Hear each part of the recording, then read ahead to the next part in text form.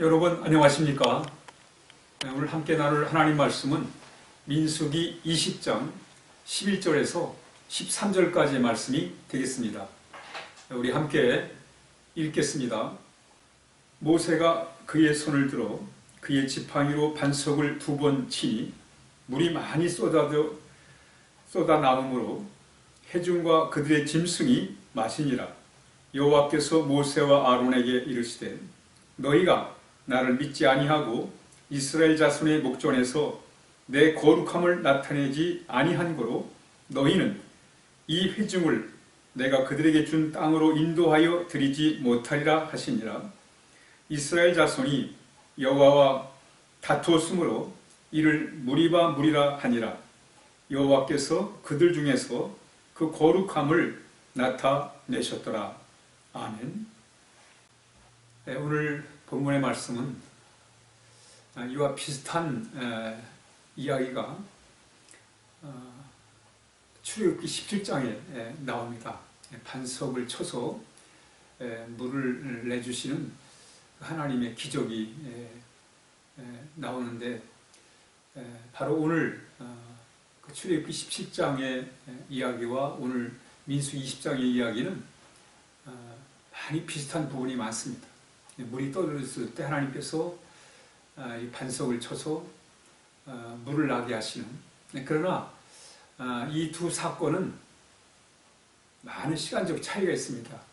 첫째는 장소적 차원에서 출애굽기 17장의 이야기는 르비딤의 장막을 쳤을 때 물이 없을 때 그곳에서 하나님이 물을 허락하신 것이고, 그 르비딤의 이 사건이 있은 후에 38년이 지난 이후에 오늘의 본문의 이야기는 가데스에서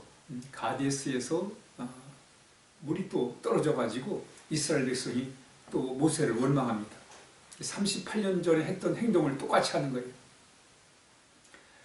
물이 떨어지자 이스라엘 백성이 모세에게 몰려와 가지고는 우리를 왜 애굽에서 불러내느냐, 이끌어내느냐, 그리고 이 광야에서 목말라 죽게 하느냐, 이 38년 전에 했던 이야기를 똑같이 이들이 하고 있습니다. 물을 내놓으라는 거예요. 왜 우리를 애굽에서 이끌어내가지고 유생을 시키느냐, 이 광야에서 목말라 죽게 하느냐 라고 이제 모세에게 대듭니다. 이때 하나님께서는 모세에게 또 지팡이를 들고 반석 위에 서라. 그러나 지난번에는 반석을 치라 했는데 이번에는 반석을 명령해가지고 말로만 해가지고 물을 내라 라고 이렇게 말씀을 합니다.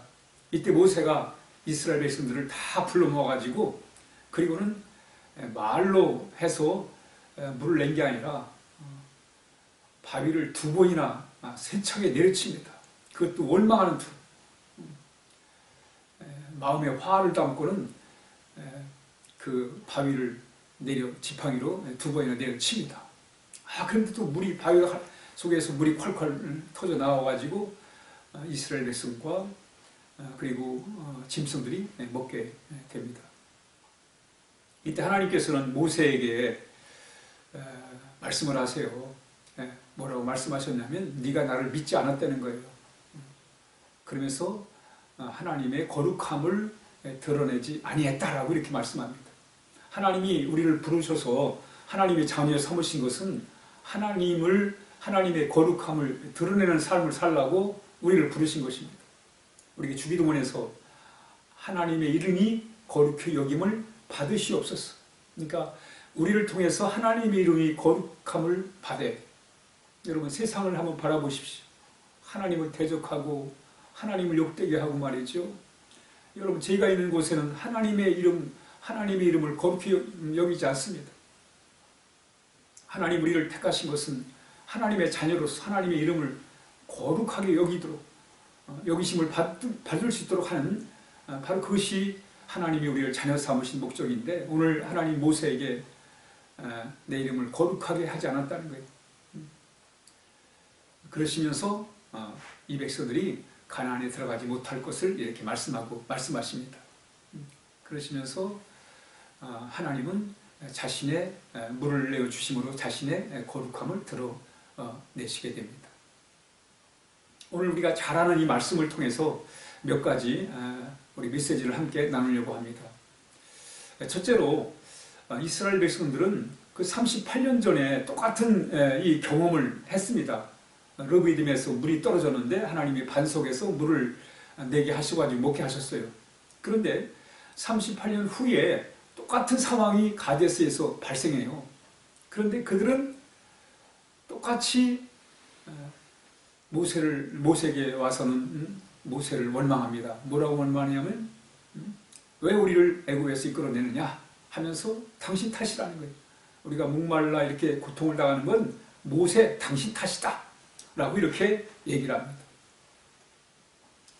그러니까 이스라엘 백성은 어려울 때마다 모세를 탓한 거예요. 모세를 탓하면서 이렇게 하나님을 원망하게 됩니다. 여러분 신앙생활에서 왜 이들은 38년 전이나 지금이나 똑같이 이렇게 참 신앙의 어떤 성장이나 변화 없이 똑같이 원망과 불평을 하는가? 이들의 신앙은 발전하지 못했어요. 그 이유 중 하나가 뭐냐면 원망을 하는 거예요. 남을 탓하는 거예요. 문제만 만나면 모세 당신 탓이라고 이렇게 얘기를 합니다. 여러분 남을 탓하면 우리의 신앙이 발전하지 않아요. 우리의 신앙이 성장하고 발전하는 데는 내 탓이고 내가 내 잘못이라고 하는 그런 어떤 회개와 반성이 있을 때만이 우리의 신앙이 변화를 갖게 되고 거기서 믿음이 성장하게 되는 것입니다. 왜 이스라엘 백성이 믿음이 자라지 못했습니까? 늘 어려움을 만나면 모세 탓하는 거예요. 모세를 원망하는 거예요. 그러다 보니까 그 속에서는 믿음이 자랄 수가 없었던 것입니다. 그러므로 38년 전이나 지금이나 별 변화가 없어요. 왜? 모세를 탓하면서 그동안 왔기 때문에 그런 것입니다. 그러므로 우리의 신앙의 성장과 또 믿음의 성장과 우리의 삶의 변화를 위해서는 늘 우리가 하나님 앞에 기도할 때, 예배할 때 남을 탓하는 것이 아니라 우리 자신을 돌아보는 그런 기회가 되어야 될 것을 이 말씀을 통해서 우리가 발견하게 되는 것입니다. 뿐만 아니라 이 모세가 참 이스라엘 백성들이 그 원망할 때마다 모세를 탓할 때마다 왜 우리를 애굽에서 불러내느냐, 우리를 광야에서 왜 죽게 만드느냐라고 해요. 이 모세는 한두 번도 아니고 아마 이 말을 수없이 들었고 아마 질린 것 같아요. 그래서 모세의 그 온유함에 한계가 온 겁니다.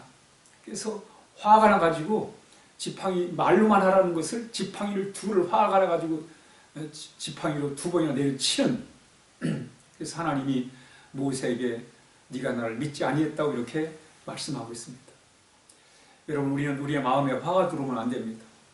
화가 들으면 문제가 되는 게 뭐냐면 하나님의 이름을 거룩히 하지 못한다는 거예요. 하나님 영광을 가린다는 거예요. 성경에 여러분 제일 화를 밤이 되도록 화를 품지 말라고 말씀합니다. 화가 죄가 되면 안 돼요. 원망과 불평은 화를 만들고 화는 바로 죄를 만들 수 있기 때문에 그렇습니다. 죄는 하나님을 영광을 가리는 것이 가립니다. 근데 그 죄의 발단이 바로 원망과 불평, 화에서 나온다는 거예요. 이 모세가 마음에 화를 품고 행동을 옮김으로 말미암아 하나님이 모세에게 네가 나를 믿지 아니한다고 이렇게 말씀하고 있습니다. 그럼에도 불구하고 하나님은 그들에게 은혜를 베풀어 주세요. 반석에서 샘물이 쏟아져 나오게 해가지고 그들을 먹여주십니다. 우리 여기서 다시 한번 하나님의 한없는 하나님의 은혜를 우리가 기억할 수가 있는 것입니다. 우리는 어떤 상황 속에서도 우리는 하나님의 은혜를 기억하고 그 은혜 속에서 우리 믿음을 키우고 그 은혜 속에서 인내하며 그 은혜 속에서 우리가 강한 그런 삶을 살아야 하겠습니다. 이 사순절 기간을 보내면서 우리 하나님의 은혜를 더 깊이, 특별히 십자가의 은혜를 더 깊이 체험함으로 인해서 우리의 마음에 화가 사라지고 정말 원망과 불평이 사라지고 오직 믿음으로 우리 하나님을 의지하는 그런 귀한 삶을 살아야 하겠습니다.